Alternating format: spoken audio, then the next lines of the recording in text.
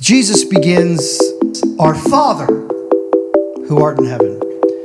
Our Father, the very first words Jesus says to use when you pray. Our Father. What he does here is he breaks off any bad view, any wrong view of God that says he's anything but your Father. Now, some of you don't have good relationships with your dad, so this is kind of hard. I understand that.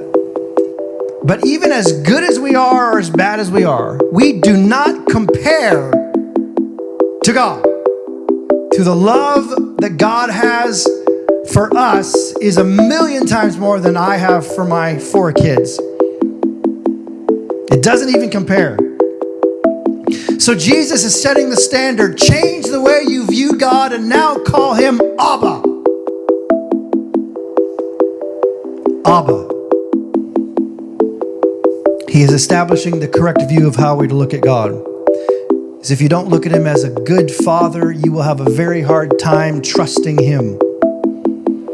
You'll have a very hard time getting into a deep, intimate relationship with him, because there will be a part of you that wonders what he's thinking.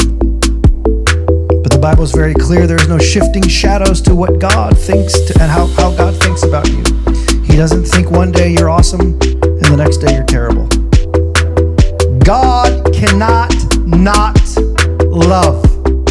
It is impossible for God to not love you.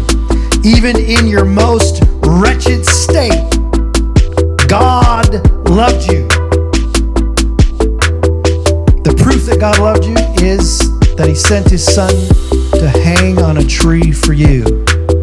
God loved the world. He sent his only son. He died for you and me, resurrected from the grave. And now, because of that, Romans 5:9 says, because of the sacrifice of Jesus, you will never experience the wrath of God.